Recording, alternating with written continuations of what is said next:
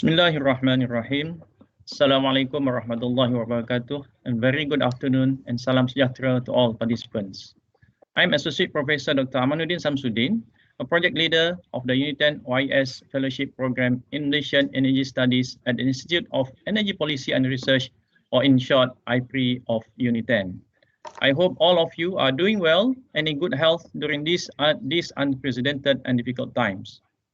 On behalf of IPRI and Unit 10, it is my immense pleasure to welcome you to the Unit 10 OIS sharing sessions organized by IPRI and Oxford Institute for Energy Studies, or IES. I believe most of you are familiar with IPRI, but we are delighted to introduce IPRI once again. IPRI was officially launched on the 11th of August 2009 as part of Unit 10 Strategic Transformation Initiative to spearhead research and consultancy activities. IPRI has received strong support from Tenaga Nasional Berhad TNB, the Energy Commission EC, and the Ministry of Energy, Green Technology and Water. Establishment of IPRI is very timely as Malaysia needs to focus on the energy and environment which would contribute to the government, corporations and other stakeholders in making an informed decisions. So for today's sharing session is a collaboration with Oxford Institute for Energy Studies, OIS, for the energy studies on transition of electricity market in Malaysia. So objective of this webinar is to share the findings of the study on the electricity supply industry reform in Peninsular Malaysia. The study have engaged with key stakeholders in the electricity industry in Malaysia, and their concerns and opinions has been considered for the competitive electricity market. The findings from the study were based on the electricity supply industry and market reform in Malaysia in the face of existing challenges, current market structures, and renewable integration system as a drive of energy sustainability, especially in electricity industry. Hopefully, this session will be a good platform to acknowledge the proposed reforms of electricity market in Peninsular Malaysia, having learned experiences from other countries. Before I invite our collaborator from OIS to give an opening remark, allow me to go through some housekeeping to ensure you can interact with our panelists and the speaker. Firstly, this webinar is being recorded and is scheduled for 1 hour. If you wish to ask the panelists and speaker questions, just write them into a chat box at any time during the presentation without clicking on the blue raise hand icon, and please mute your microphone to avoid distracting other participants.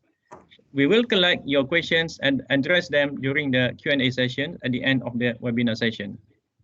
Secondly, we also have an open chat feature enabled. To access this and chat with other online attendees or organizer, simply click on the chat box. Thirdly, we will be very grateful to receive your kind feedback for our session today. Please fill in the feedback form by clicking the link given in the chat.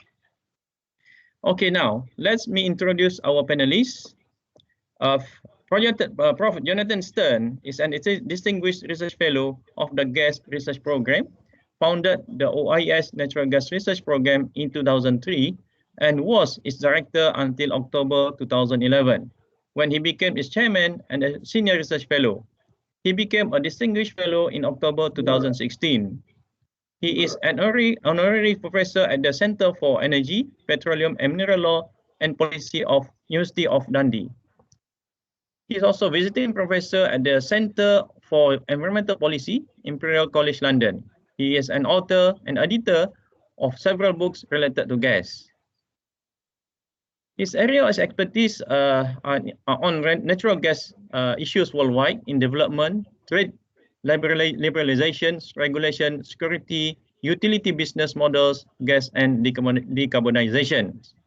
Without further ado, I would like to welcome Prof. Jonathan to deliver his opening remarks and chair the session. Please, Prof. The time is yours. Thank you. Professor Amanuddin, thank you so much for that introduction. Hello, everybody from the UK here. It's a little earlier in the day, and we're delighted to be with you. I want to make a very brief opening remark here, just to acknowledge this excellent collaboration that we've had with Unit 10 over the past 2.5 years. I'd like particularly to thank Professor Amanuddin and also Professor Rashid, with whom we started the project, without whom we could not possibly have carried this out. This collaboration has led to two, I think, seminal papers, one on natural gas, which I collaborated on myself as an author, and which we published back in the beginning of 2020, and then this one that we are going to discuss today on electricity. I think the hallmark of the success of this collaboration is that the papers have been extremely well received, and I think will remain as landmarks in the literature for the progression of liberalisation and competition in the Malaysian gas and electricity industries at this point in time. So, without further ado, let me introduce Dr. Rahmat Poudineh, who is a Senior Research Fellow here at OIS. Dr. Poudineh has been the leading author on the electricity supply reform paper. So, Rahmat, over to you, and please give us your presentation on the paper. Yeah, thank you very much, Jonathan. Good afternoon, Malaysia, and good morning, UK. As Jonathan and Professor Rahmanuddin mentioned, my presentation today is about the result of the study that we carried out to analyze electricity industry reform in Malaysia. This study is a part of the collaboration that we had with Uniten and had two-part gas and electricity, and today the focus is on the electricity study.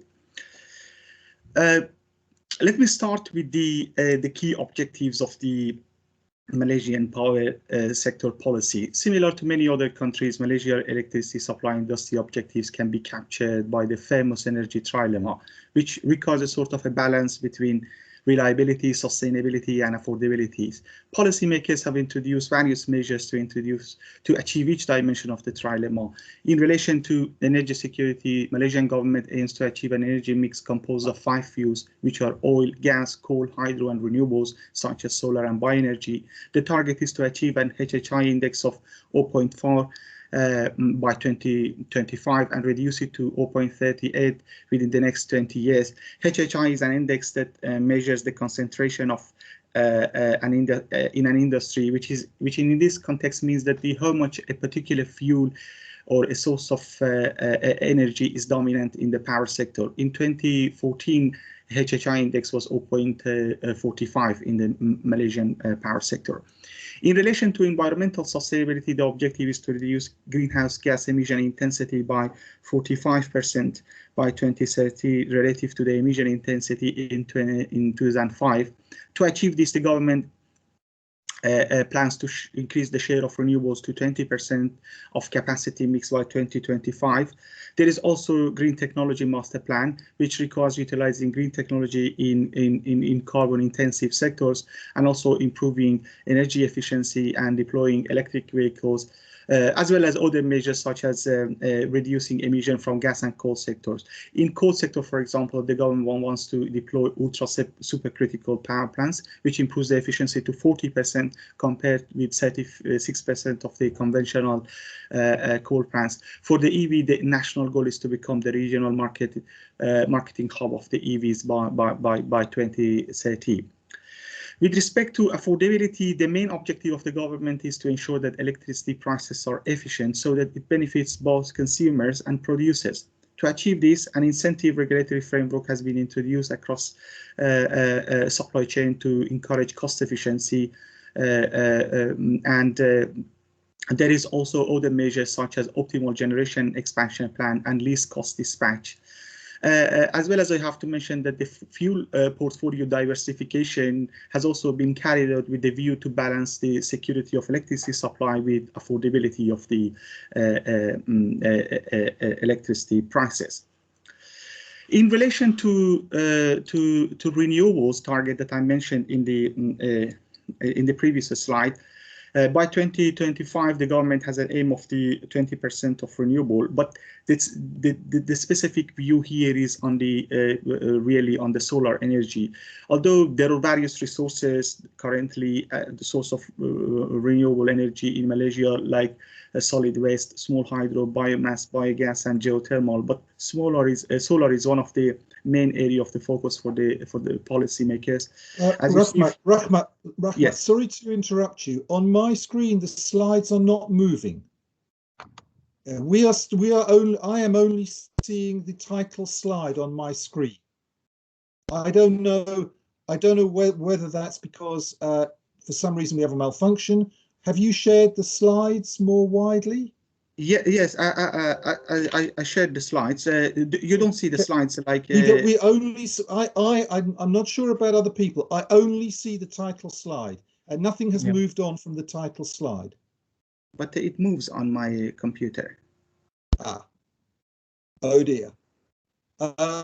Well, maybe we could ask the organizers if they have the presentation that they could share the slides, because I fear that people are not necessarily getting the full understanding of your presentation because they're not seeing the slides. And I see other chat comments that the slides are not moving. So maybe we could ask the organizers in Unit 10 if they could share the slide presentation on the screen. I'm not quite sure. Okay, so could you move on one slide from there, please? From here? No. Okay, so now I can see the energy trilemma slide. Is that what you can see, Rahmat? Yes. So I think if you could very quickly summarize this and then say next slide, and then the organizers will move the slides for you. Okay. So no organizer has control over the slides. I think so. Okay. I'm not sure, but I think so. Sorry about that, but I think it's important that the participants can see the slides as well as hearing you speak. Maybe you could just summarize this briefly. I know you've already spoken about it, and then move on. Yeah, briefly to mention that there are three important objectives in relation to power sector in Malaysia.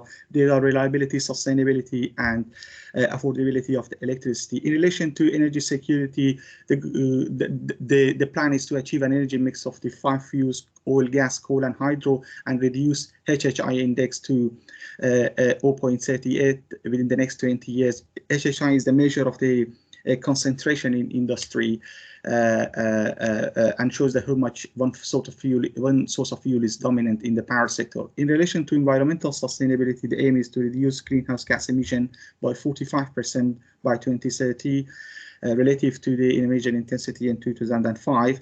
There is also plan to increase the share of renewables to 20% of capacity mix by 2025. There is also, in addition to that, we have the Green Technology Master Plan to increase the share of the green technologies in carbon-intensive sectors and improving efficiency, deploying EVs, and also making the coal power plants more efficient by deploying ultra-supercritical coal power plants. With respect to affordability, the main objective is to having an efficient retail tariff so that it benefits both consumers and producers. And there is an incentive regulatory mechanism has been introduced across the supply chain to encourage cost efficiency. There is also optimal generation expansion plan and least cost dispatch that contributes to cost efficiency, and also the fuel portfolio diversification, which has been carried out with the view to balance the security of supply with affordability of electricity. Next slide, please. Okay.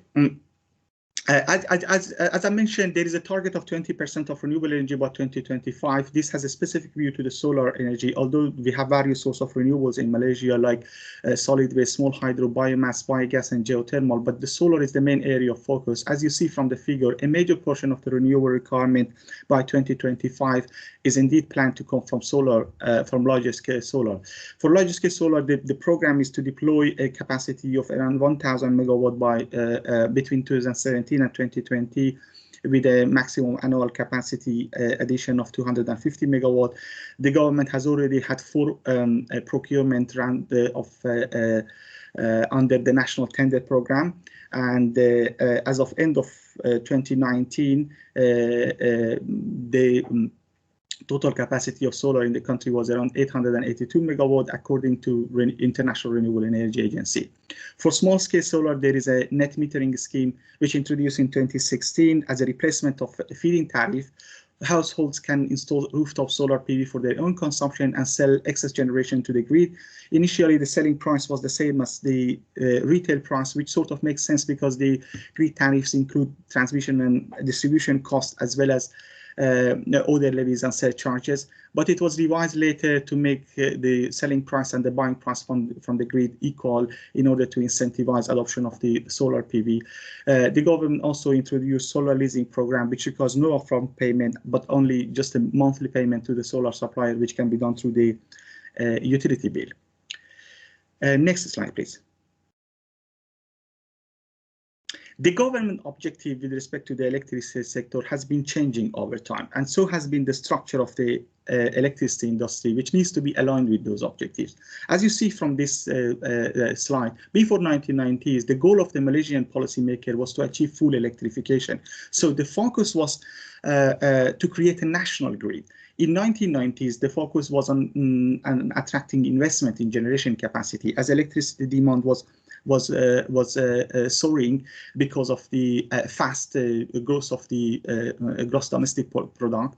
During this time, we see the enactment of the Electricity Act 1990, which led to the privatization of the TNB and introduction of the independent power producers. This helped the country to overcome the electricity shortage, of course, and enlarge the capacity margin. During the first decade of the new century, much of the effort was placed on improving the sector governance.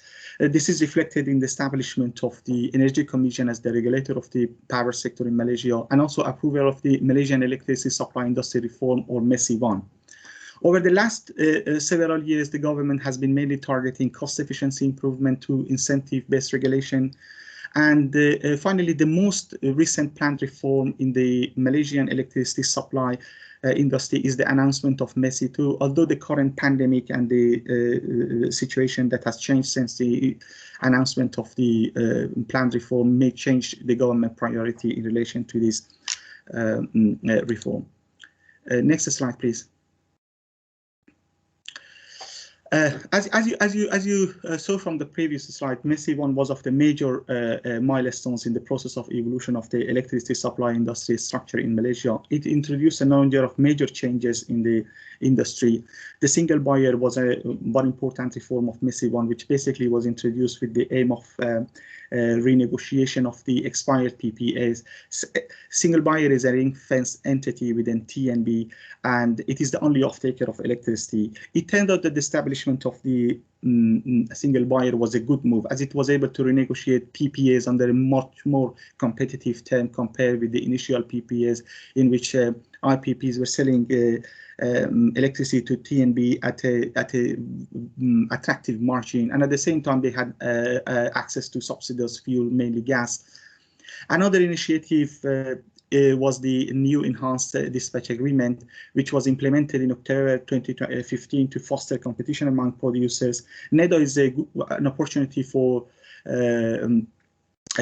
cogeneration plants, small power producers, franchise utilities, and those generators with which have an PPA or SLA which have expired, or they have a part PPA or SLA to operate as merchant generators.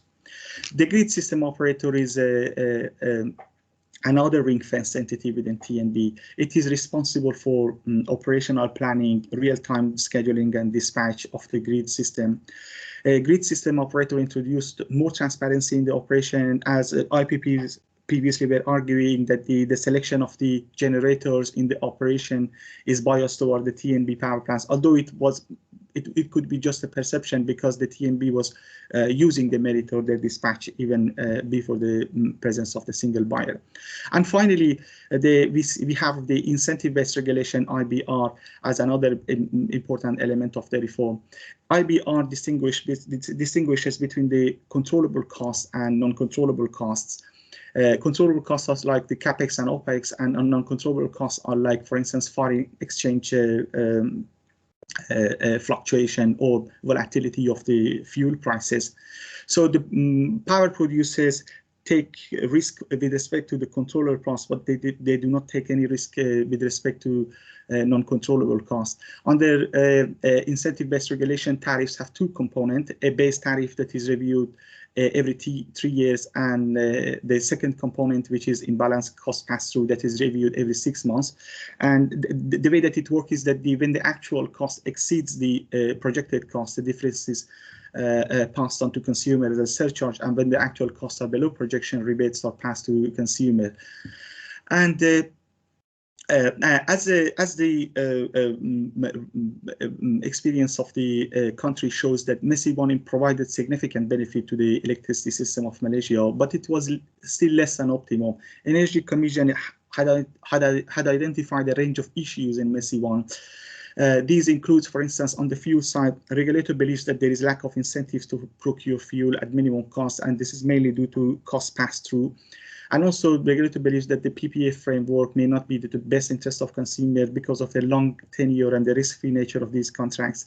There is also another issue with respect to the base tariff, which was high because of the higher than optimum level of the reserve margin in the power system of Malaysia.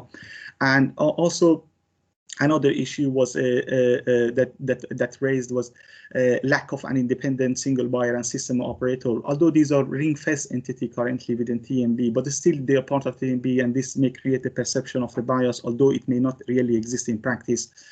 And the final issue that the regulator identified in relation to MESI 1 was the retail choice that does not exist for consumer, and also retail tariff that is not competitive enough for commercial and industrial users compared to the other countries in the region. Next slide, please. So in response to these challenges, MESI 2 was designed with the objective of addressing some of these issues and making market more competitive. On the fuel side, we see that the government aims to create a market by allowing alternative coal and gas supply. The government also plans to do away with the guaranteed capacity and energy payments in PPAs, and also it is expected that the PPAs 10 years to become shorter as opposed to the current 21-25 years of the fixed period. There is also a plan to make the single buyer and the grid system operator independent entities, and also there is plan to a capacity market to be introduced, which works along with the NEDA system. So future PPAs may be issued by way of capacity auctions. And finally, the plan is to open third-party access for distribution and transmission grid in order to create a competitive retail electricity market. It is, as I mentioned previously, it is important to note that the new situation and the challenges of the COVID-19 may impact the MESI 2 initiative.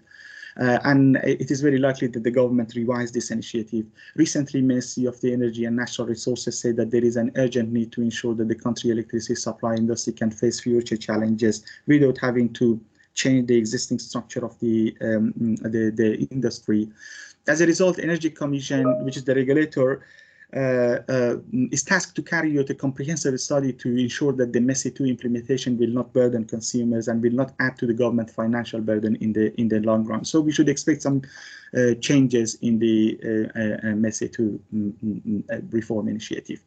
Next slide, please. So this study was designed when there was no pandemic. So the implications of the current disruption is out of scope of this study. The research had originally 3 research questions. One was in relation to the market design and the way that it needs to be compatible with the government objectives and Malaysian context. This research question focuses mainly on the generation market and to a lesser extent on the retail electricity market. The second research question that we had was on the implications of decentralization. As I mentioned, the government has plans to deploy a lot of rooftop solar PVs, batteries, and EVs. and they have implications for the electricity sector. And the question is that to investigate the effects of these distributed resources. And the final research question is the design of the renewable support scheme in a way that it does not sort of jeopardize the efforts that are being carried out within the liberalization initiatives. It is needless to say that addressing each of these questions really requires a comprehensive study. In order to be able to address these questions within the time period that we had for the project, we had to focus on the most important features with respect to each question. Next slide, please. With respect to the market design, at the high level, two polar electricity market design exists. One way is that to design electricity market in terms of a centralized pool with an independent market operator. The alternative is to have a bilateral contract market with power exchange. The centralized pool is predominantly used in the US, and also it has been the earlier model in the UK. The bilateral contract market along with power exchange, voluntary power exchange, is a model that is adopted in the UK and later in the EU region. Each of these models has its own advantages and disadvantages. For example, a centralized pool can provide price transparency, but the downside is that it is susceptible to market power. Decentralized markets are less susceptible to manipulation, but they have other disadvantages. For example, nodal pricing cannot be implemented in the decentralized markets. Whatever design is chosen in the context of the Malaysia, the objective of the policymaker needs to be that to achieve reliable electricity at minimum cost to consumers. In short term, minimum cost can be achieved through merit order and least cost scheduling and dispatch, and this is already happening. But the second objective, which is ensuring reliability through adequate incentive for long-term investment, is the most challenging issue of the liberalized electricity market. And this is actually the components of the objectives in relation to liberalization that you can say that liberalization has not really performed very well in relation to the resource adequacy and reliability of the energy system. The experience of other countries shows that a range of issues impede efficient long-term investment if generators relying purely on the spot market prices. These include, for instance, administratively set reliability requirement by policymakers because electricity is an essential service. In Malaysia, I think it is 1 day per year of the reliability requirement. The other thing is that the electricity demand is very inelastic, so it does not really respond to the price changes. And also, we know that the existing market design cannot incorporate consumer preference for reliability. Various solutions have been proposed to address the issue of the investment in liberalized market. For example, there has been discussion about introducing administratively scarcity prices at the time when the reserves are scarce. To introduce a capacity element into pricing.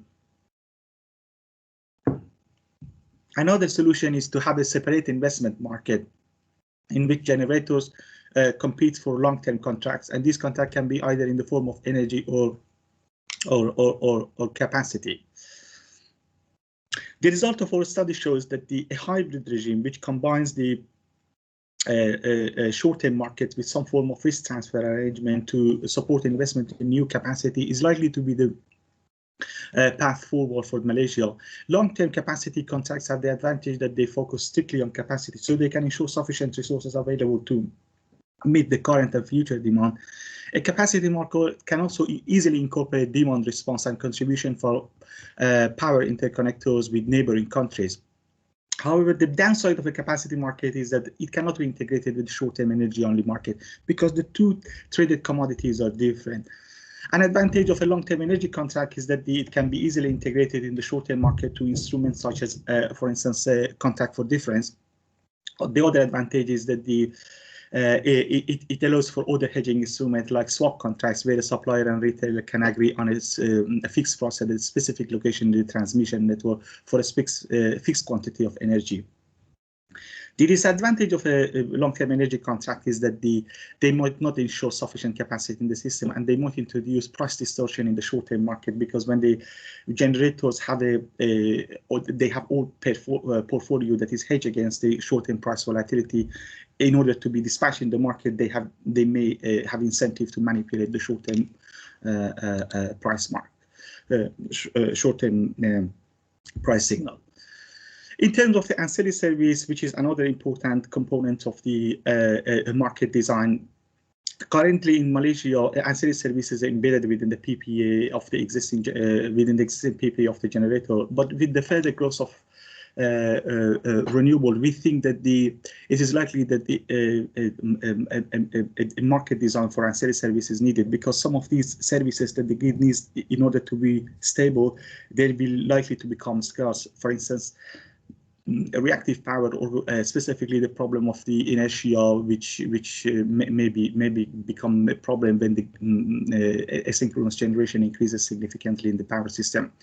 Malaysia can adopt a hybrid ancillary service market approach, where the system operator takes the role of the procuring the residual quantity of the system services that are not provided as a part of the grid connection agreement. The procurement by the system operator or by the network operator can be in the form of bilateral contracts or auctions or regulated self-build of the equipments.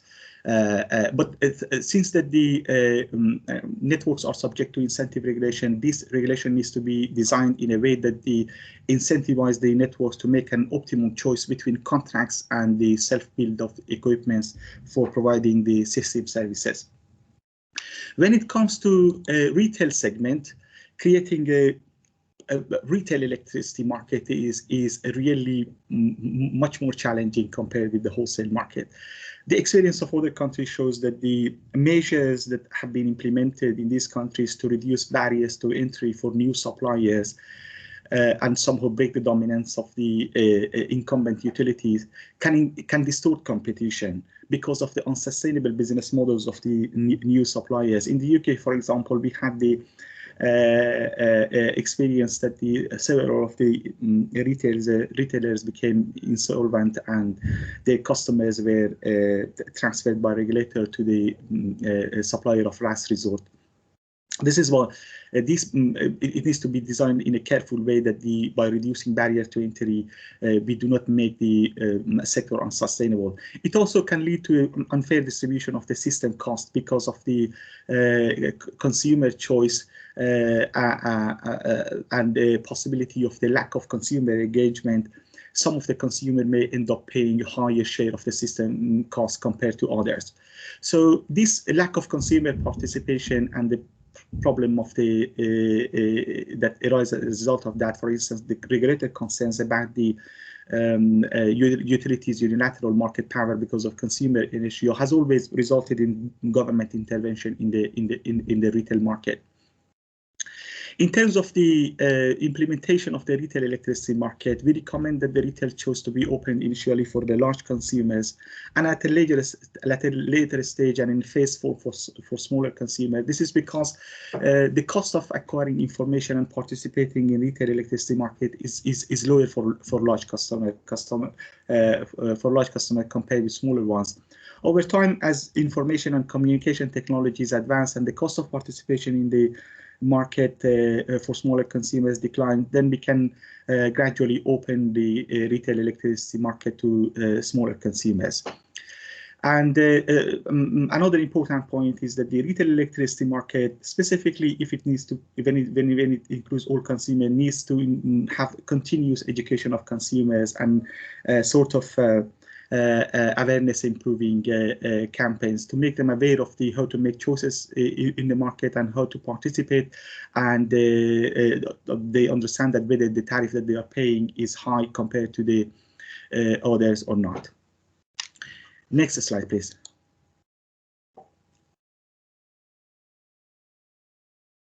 Next slide, please.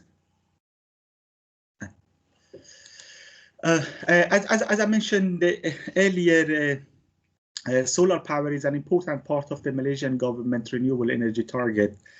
the experience of other countries shows that as the integration of the solar power increases, the shape of the net load changes. For example, California independent system operator has observed that at the certain time of the year, the net load curve produces a sort of a belly appearance in the mid-afternoon, and then quickly ramps up to create an arc sort of shape similar to the neck of a duck.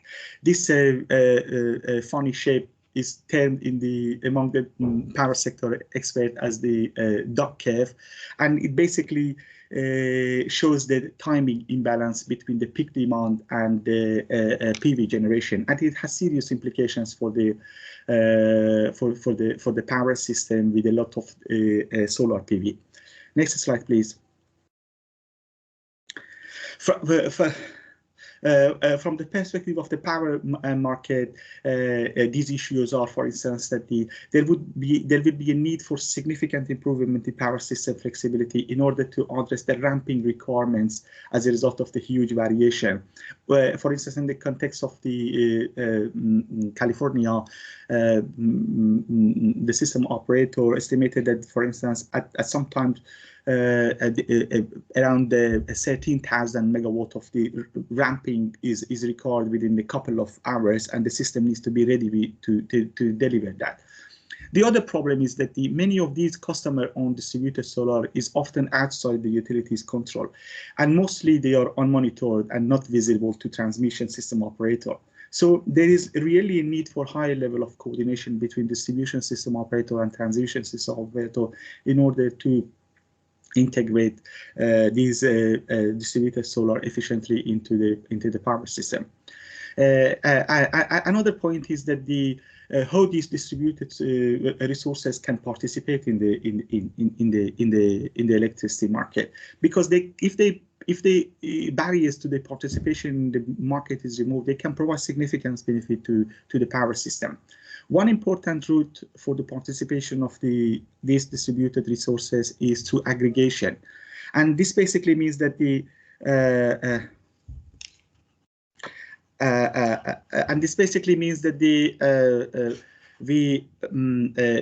country needs to introduce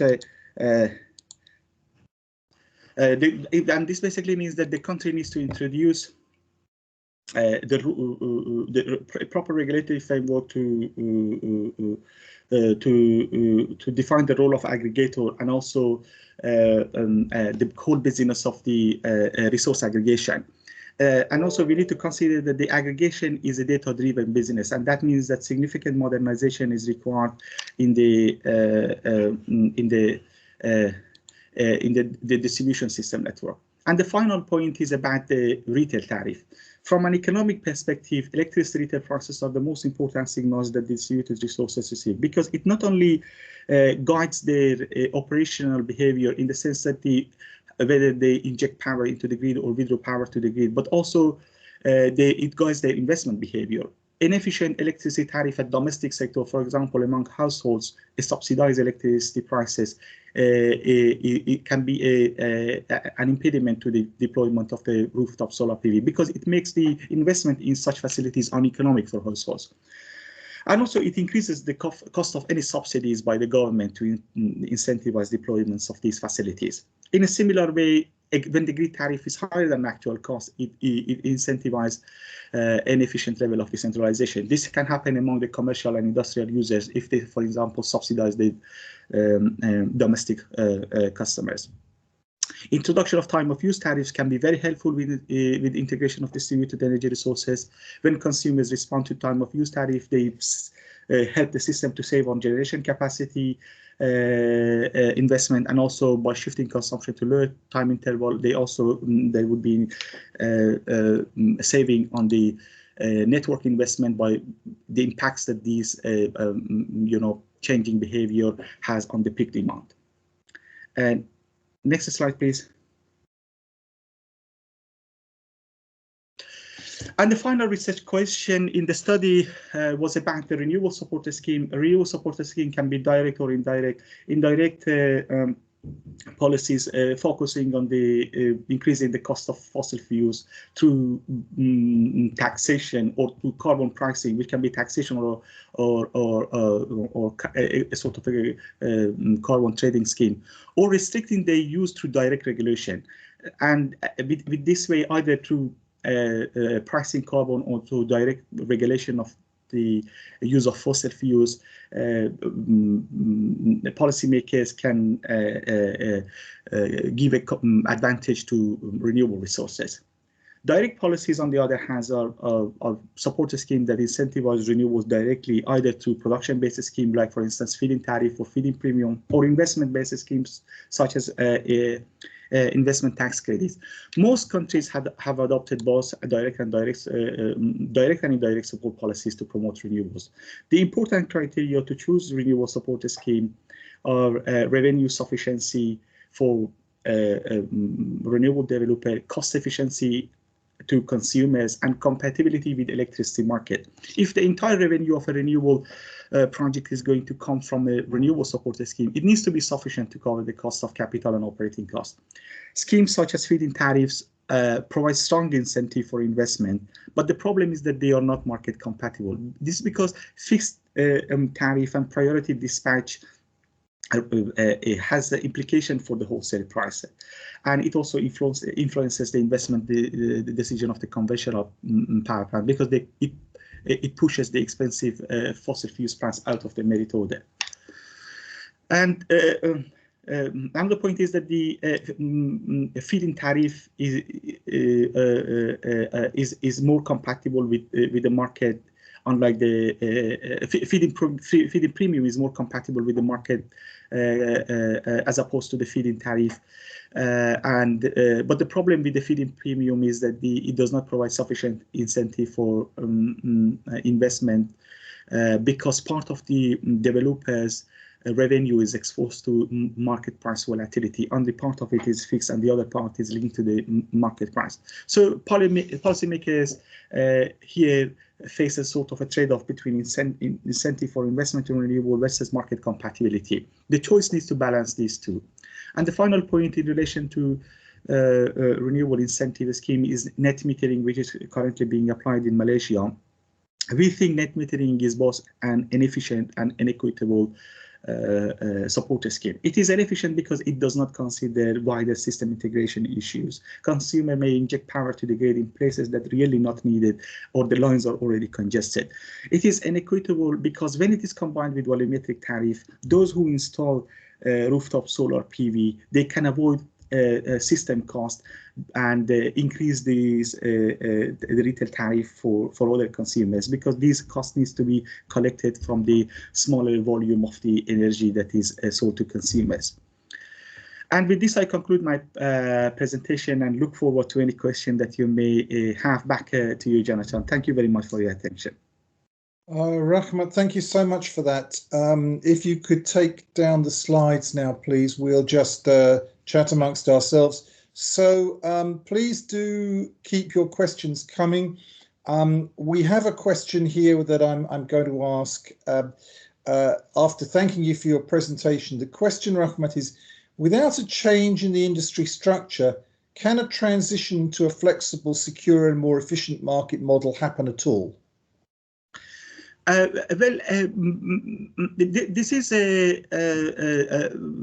is difficult to say that if we don't change the industry structure, whether we can ensure that there would be sufficient investment in generation capacity. At the same time, we can achieve other objectives in relation to cost efficiency and sustainability of the electricity. If we don't change the industry structure, we can ensure that there is sufficient generation capacity exists within the existing structure. But I'm not sure if we can ensure that the cost that consumers pay is efficient, and also whether we achieve the sustainability objectives in an effective and efficient way. But the thing is that the Malaysian electricity supply industry does not really require massive reform at this stage. and because the experience of other countries shows that those who have implemented full liberalization fully rely on spot market prices for investment and operation decision, and full liberalized retail electricity prices. At some stages later, they retreated from these ideas and sort of converged towards a sort of a hybrid model. So I think some changes to the industry structure is needed, probably, specifically in the relation to increasing the liquidity of the short-term markets, creating the independent single buyer and the independent system operator. But retail choice for the smaller consumer may not be really the big issue. Another point that I can mention here is that in Malaysia, there is an interesting situation that we have to consider in the context of the liberalization. If we look at this, the way that the final electricity prices and the components of the final tariffs, we see that around 42% of it is coming from the generation cost. Around 26% of it coming, around 42% is coming from the fuel, just the price of the fuel. Around 26% is the cost of converting that fuel to electricity. Around 29% is the cost of the transporting the electricity in the transmission and distribution system, and around 2% is for the retail. If we change the structure of the industry to make it competitive, the focus would be on the generation market and on the retail market. So if we achieve full efficiency in the generation market and retail market, they together combined, they constitute 28% of the final electricity tariff. Whereas a single important cost component is a fuel, which is 42% and currently is not competitive. So in my opinion, at this stage, the most important probably reform that needs to be done is in the fuel market and opening the gas and coal market to competition, because that's the major source of the inefficiency that currently exists in the system. That probably the advantage of it is higher than the liberalization of the wholesale market and the retail market combined together. I did a simple estimation once myself, and I came up with a number that around if we a 20% efficiency gain in fuel supply have an impact on the retail price equal to 27% efficiency gain in wholesale and retail market combined. That's very interesting. We have another question here. How can the law or the legal sector assist in supporting and pushing forward solar power to the targeted 20% and perhaps more? And I wonder whether, in addition to the law, you might want to comment on the regulation as well. I mean, the issue of the law specifically, if it is not related to the economic regulation, is perhaps outside my sphere of expertise. But in terms of the economic regulation, I can say that I mean, what needs to aim to be here is that the policy needs to aim for a technology neutral scheme in a way that it allows all resources that are able to participate in the market to participate and compete to have a place in the 20% renewable share by 2025.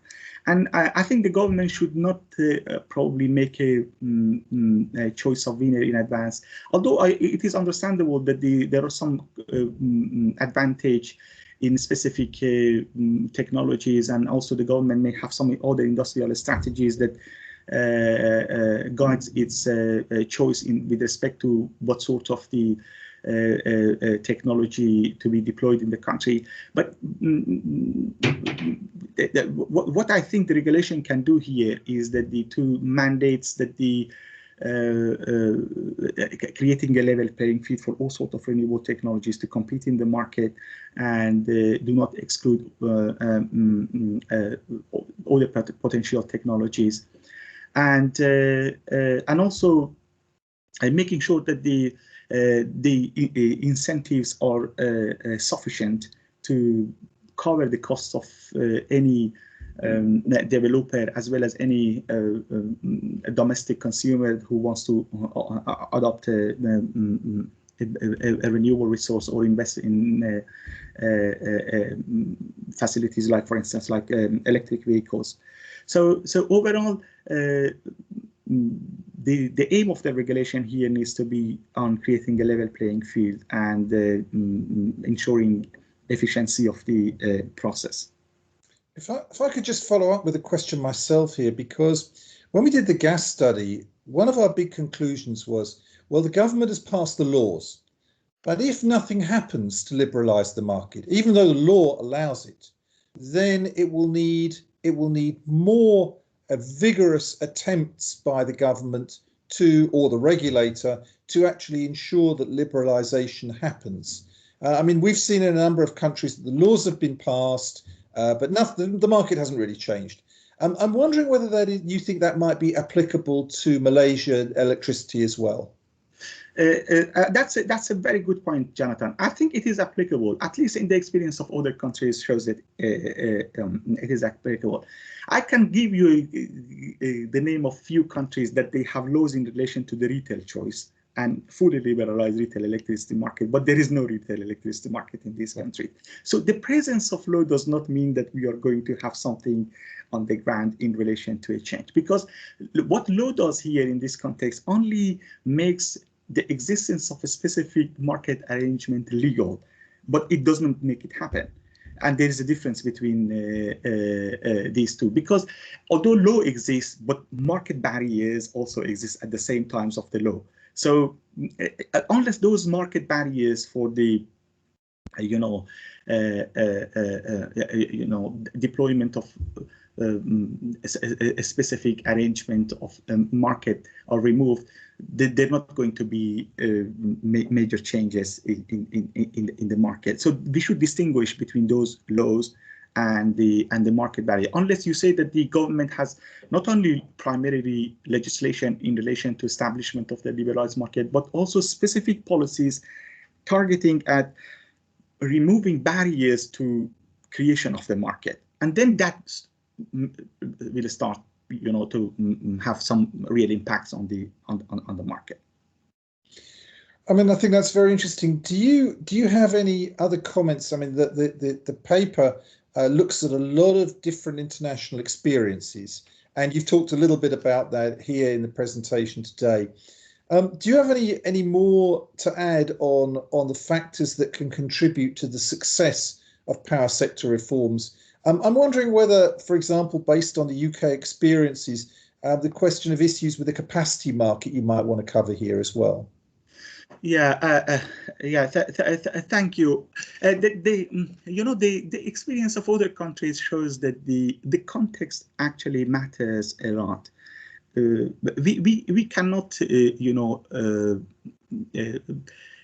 implement a standard model of the reform in all countries. Previously, for instance, back in 1990s, the World Bank was promoting this standard model of the power sector reform, and it was many countries were encouraged to adopt the model. And later it became realized that it created a lot of challenges, because many of those preconditions and necessary conditions for the power sector to be able to liberalize was not actually realized. One is that, for instance, that whether the country is suffering from the shortage of capacity or it has already excess capacity. It makes a huge difference. When you have excess capacity and you liberalize your electricity system, because in liberalized market, the price of electricity is going to be determined based on the marginal cost. So the cost to consumer is going to decline when there is an excess capacity. But when there is a shortage of capacity, because average cost is higher, marginal cost is higher than average cost, the price to consumer is going to increase. And this has an impact on the consumer acceptance of the liberalization. The other issues are the quality of institutions. We need really an independent regulator when we have a liberalized market, a proper market monitoring process. We need to have financial institutions who are familiar with the power sector in order for the a merchant generator who relies on the spot price signal to able to finance its generation project. And it also depends on overall macroeconomic condition of the sector. If you liberalize when there is a recession in the country and there is a shortage of capacity at the same time, I don't think you should expect to see a massive amount of investment in the generation capacity. Okay, Rahmat, we're reaching the end of our time, but I want to maybe finish. Sorry, I forgot to mention about the capacity market. Yeah. Sorry, you asked about the capacity market, but the I forgot to mention about it. Yeah, capacity market. Actually, it's a good question because as I mentioned, Malaysia is also planning to implement the capacity market. The thing is that the capacity market is a useful way of the ensuring that the resource adequacy is achieved, but there are some important implications that it has for the sector and also for the power system. We have to consider that when we have a capacity market, we have a sort of a centralized model of the determining the amount of the reliability that the system needs. A non-commercial entity like the system operator chooses their level of reliability and based on that issues tender and procure capacity from the system. But the problem is that that system operator has no,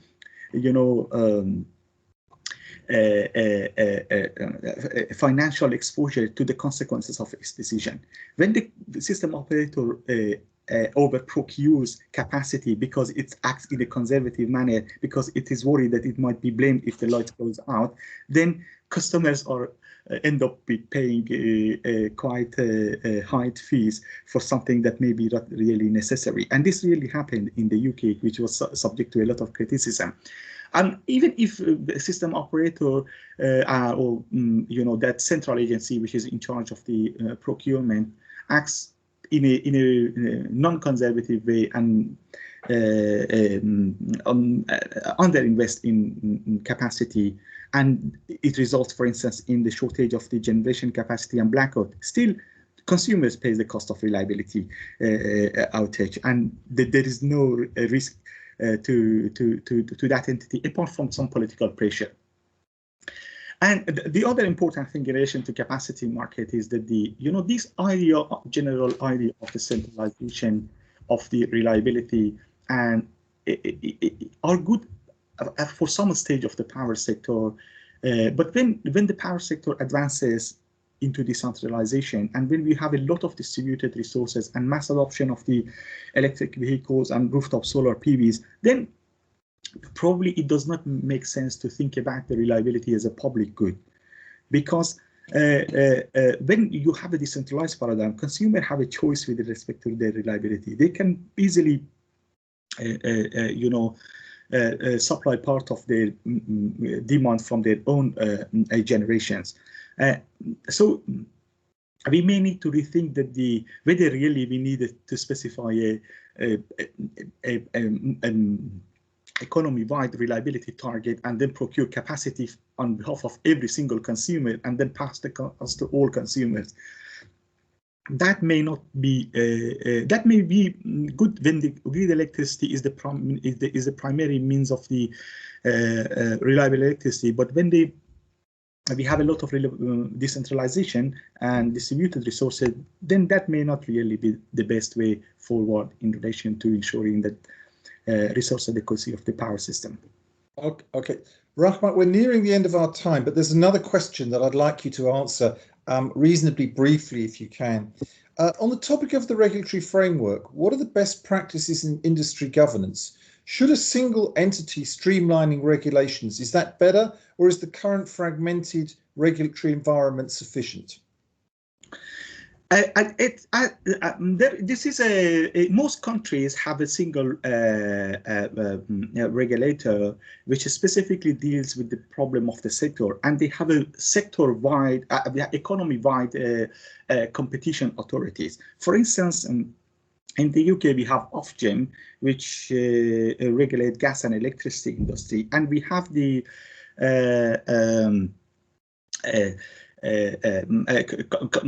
competition market authority, which actually deals with the wider competition issues in the whole economy, and also as well as the energy sector, of course. So at least these two types of entities are needed. I don't know if there is any benefit in the fragmentation of the regulation.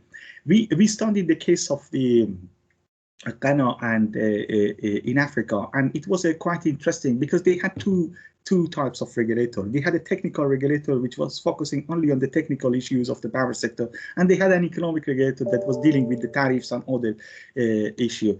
And it turned out that it is really not very efficient to have two regulators, because the technical regulator does not know what the economic regulator is really doing, and the economic regulator does not know what the technical regulator is doing. And this fragmentation may really not benefit the system. But it's probably a single energy system regulator, I would say. We don't need even to separate the regulator of the gas sector from the electricity sector, from the oil sector. A single energy sector regulator, which has a comprehensive whole system approach to the energy system, is likely to be more effective and efficient compared to a fragmented system.